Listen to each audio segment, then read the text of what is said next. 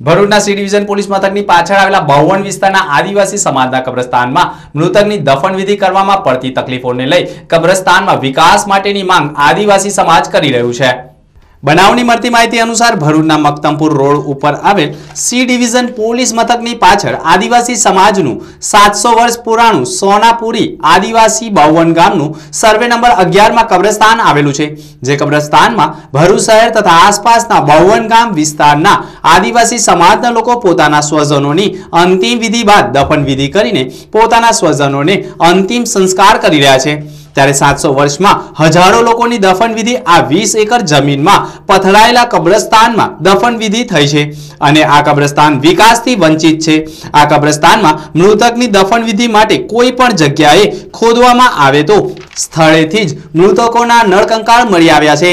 ત્યારે આદિવાસી સમાજની માંગ છે કે બાવન ગામ કબ્રસ્તાનમાં મૃતદેહને અગ્નિદાહ માટે વધુ 2 ચિતા બનાવી આપે તેમજ કબ્રસ્તાનમાં ટેકરાઓને જેસીબી દ્વારા લેવલિંગ કરી આપી તેવી માંગ ઉચ્ચારવામાં આવી રહી છે। જાડેશ્વર નજીક અકસ્માતમાં 2 મિત્રોના મોત થતા બંનેના અંતિમ સંસ્કાર એક સાથે કરવાના હતા, પરંતુ ચિતા માટેની એક જ સગડી હોવાથી બંને મિત્રોના અંતિમ સંસ્કાર નર્મદા નદીના ઓવારે ખુલ્લામાં જ લાકડા ગોઠવીને અગ્નિચિતા અપાઈ હતી। ત્યારે આદિવાસી કબ્રસ્તાનમાં અગ્નિચિતાની સગડીઓ પણ વધારવા માટેની માંગ ઉઠી રહી છે। આપણે વાત છે આદિવાસી સમાજની। આદિવાસી સમાજનું એક કબ્રસ્તાન આવેલું છે સી ડિવિઝન પોલીસ સ્ટેશનની પાછળ, જ્યાં 52 વિસ્તારના લોકો પોતાના સ્વજનોને મૃત્યુ પછી તેમની દફન વિધિ કરતા હોય છે અને અંતિમ સંસ્કાર કરતા હોય છે। પણ અહીં આજે આપણે જે સ્થળે મુલાકાત લીધી, આપણે જ્યાં ઊભા છે ત્યાં પણ અનેક ડેડ બોડીઓની દફન વિધિ એટલે કે વિધિ થયેલી છે અને અંદર લગભગ મૃતદેહો પણ હશે જ। અહીંયા લોકો છે ને મૃતદેહ ઉપર લોકો ચાલીને પસાર થઈ રહ્યા છે। 7 પેઢી એટલે 700 વર્ષ જૂનું આ આદિવાસીઓનું કબ્રસ્તાન છે અને અહીંયા જ્યાં પણ તમે ખોદકામ કરીને જો કોઈક અંતિમ સંસ્કાર કરવા હોય કે દફન વિધિ કરવી હોય તો તેમાંથી જૂના માણસોના કંકરો નીકળી રહ્યા છે। જગ્યા છે અહીંયા સૌથી મોટી જગ્યા છે, પરંતુ અહીંયા કોઈ જાતનો વિકાસ નથી। અહીંયા ઉબડખાબડ ટેકરા છે। જો આ ટેકરાને જે ઝાડી ઝાકડા છે એને સાફ કરી દેવામાં આવે તો કબ્રસ્તાન એક કબ્રસ્તાન તરીકે દેખાઈ આવે છે। અહીંના જે સંચાલકો છે, આપણે આજે એમની મુલાકાતે આવેલા છે, એ લોકો પણ જ્યાં ઊભા છે તેની નીચે પણ અનેક માણસોની કબરો હશે, અંદર નીચે દફન વિધિ કરેલી છે।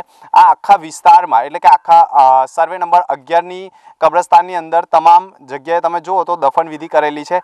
અત્યારે હાલમાં એક અકસ્માત સર્જાયો હતો જાડેશ્વર નજીક સબરી સ્કૂલ નજીક, જ્યાં 2 બાળકો એટલે 2 યુવાનોનું મોત નીપજ્યા હતા।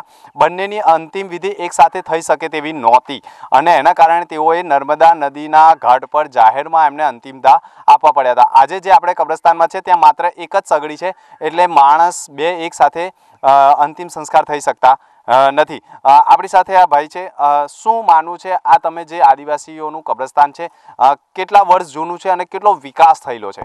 આમાં વિકાસ તો થયો નહીં સાહેબ, પણ જો કદાચને તમે આ બધા નેતાઓ છે અથવા તો કોઈ સરકાર અમને જો આ સ્મશાનમાં અમને ભરૂચના તમામ આદિવાસી જગ્યાના માણસો અહીંયા ગાડી દફન વિધિ કરેલા છે ને ઓછામાં ઓછું આ 700 વર્ષ પુરાણું આ સ્મશાન છે। જો તમે આ ખાડા ટેકાવાળી જમીન છે એ ટેકાઓને જો સરકાર કરે તો આ બધા અંદરથી જે કબરો ખોદવામાં આવે છે તે અંદરથી કંઈ ને કંઈ નીકળે જ છે અંદરથી, તો એ જગ્યા જો આ ઉબડખાબડવાળી જગ્યા છે અને જંગલ જેવી જગ્યા છે એ બધું સફાઈ કરી નાખે ને સરખી જગ્યા કરી નાખે ને જો સરકાર જો અમને થોડો સહાય કરે તો આ જગ્યાનો કંઈ થોડો વિકાસ થાય અને અંદરથી બધા હાડકા બી નીકળે છે। બધી જગ્યાએ તમે કોઈ બી જગ્યા પર ખોદો તે જગ્યા પર તમને કબર જોવા મળશે। કોઈ બી જગ્યાએથી તમે ખોદો ત્યાં ગાડી અંદર ને અંદર કઈ બી જગ્યાએ કઈ બી વસ્તુ નીકળે। જે જગ્યાએ અમે ઉભા રહ્યા તે બધી જગ્યાએ કબર જ છે, માટે આનો થોડોક વિકાસ કરે તો સારું સરકારને અમારે અત્યારે આપણે અંતિમ સંસ્કાર કરવા હોય, અગ્નિદાહ આપવો હોય તો કેટલી સગડી છે? અમારી અંદર એક જ સગડી છે। અત્યારે હાલમાં મક્તમપુર ગામમાં અમારા 2 છોકરાઓ ઓફ થઈ ગયા, એને અહીંયા લાવવામાં આવતા હતા પણ અહીંયા 2 સગડી એક જ સગડી છે, માટે જો કદાચને 1 કે 2 કે 3 હોય તો અમારા આ જગ્યાનો વિકાસ થાય અને આવા બનાવ જો નદી કિનારે અમારા 2 છોકરાઓને ત્યાં ગાડી અગ્નિદાન કરવામાં આવેલા। જો આ જગ્યા પર થોડો બી સરકાર જો વિકાસ કરે તો અમારે 1 કે 2 બીજી સગડી આવી જાય તો અમારા આદિવાસી માટે સારું છે। આદિવાસીની વાત કરીએ તો કાકા પણ ખાસા ઉંમરલાયક છે. કાકા, વર્ષો જૂનું છે, 700 વર્ષ જૂનું છે, બરાબર? દરેક જગ્યાએ તમે કબ્રસ્તાનમાં તમે જો કોઈ જગ્યાએ ખોદકામ કરો તો કંકર નીકળે કોઈ પણ માણસના. શું માનવું છે તમારું? શું આ કામ કેવો વિકાસ થવો જોઈએ તો જેનાથી તમને સવલત મળી રહે? શું માનવું છે તમારું? અહીંયા કંકર નીકળે છે સાહેબ, પણ આ છે ને ખારા ટેકરા બધા હરખા થઈ જવા જોઈએ, કચરા ને એ બધું જ. માની લો કાકા, આપણે આ ડેડ બોડી પરથી લોકો ચાલીને જાય છે, તમે જોયું, અમે જાતે ચાલીને આવેલા છે, તો કેટલું યોગ્ય લાગે તમને કે આપણા સ્વજનોને જમીનમાં દાટેલા હોય ને એમની પરથી આપણે પસાર થઈએ તો? એ આપણા સ્વજનોને અહીંયા નીચે દાફણ વિધિ કરેલા છે, ઉપર એને ચાલો તો ના સારું ગણાય. કારણ કે અત્યારે જુઓ કોઈ બી જગ્યાએ તમે જુઓ, આપણા બધા વ્યક્તિઓ આની પર એના જો જે જગ્યાએ જાય તે જગ્યાએ ચોફેટી રસ્તા બની ગયેલા છે. માટે જો આ જમીન પર એને કદાચ આ પર એને જાય તો બધા ઢોર જાય છે, અહીંયા રહીને ભૂંડરા જાય છે, અહીંયા કેટલા વ્યક્તિઓ બી ઉપર એને જ જાય છે. જો આ જગ્યાનો થોડો વિકાસ થાય તો અમે તો સરકારને એટલું જ કહીએ છીએ કે આ સ્મશાનનો વિકાસ કરો તો આદિવાસીનો બી થોડો વિકાસ થાય. જો 700 વર્ષમાં અંદાજિત કેટલા લોકોની અહીંયા દફન વિધિ થશે?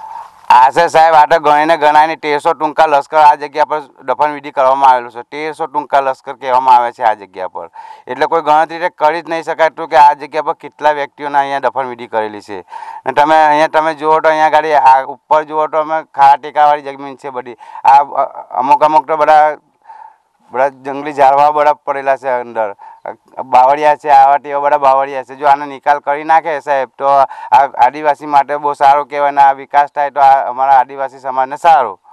આ આદિવાસી વિસ્તારનું કબ્રસ્તાન છે જ્યાં 52 વિસ્તારના લોકો પોતાના સ્વજનોને અહીંયા અંતિમ દાહ કરતા હોય છે, પણ એક જ સગડી છે એને કારણે તકલીફ પડે છે. અને વાત રહી દફન વિધિની, તો આ 700 વર્ષ જૂના કબ્રસ્તાનમાં દફન વિધિ કરવી હાલમાં મુશ્કેલ પડી એટલા માટે ગઈ છે કે જ્યાં તમે ખોદો ને ત્યાં કોઈક માણસના કંકરો નીકળતા હોય છે. ત્યારે ખરેખર અહીંયા જગ્યા છે પરંતુ સ્વચ્છતા નથી. ત્યારે જોવું એ રહ્યું કે આવનાર સમયમાં લોકસભાની ચૂંટણીમાં ત્રિપાખીયો જંગ થવાનો છે. ભાજપ, કોંગ્રેસ અને આદિવાસી તરીકે ગણીએ તો બીટીપી. જો સાચા અર્થમાં આદિવાસી સમાજના હિતમાં કોઈ પણ પક્ષ, કોઈ પણ રાજકીય નેતાઓને જો જીતવું હોય, મત મેળવવા હોય તો ખરેખર આ આદિવાસી સમાજના જે કબ્રસ્તાન છે તેની મુલાકાત લેવાની જરૂર છે અને એમની જે પડતી તકલીફો છે એ દૂર કરવાની જરૂર છે. કારણ કે અહીંયા ખરેખર બહુ તકલીફ પડી રહી છે. જ્યાં ખોદો ત્યાં કબ્રસ્તાનમાંથી કંકરો નીકળી રહ્યા છે. કેમેરામેન રાકેશ ચોમાલ સાથે દિનેશ મકવાણા, સમાચાર ઇન ભરૂચ.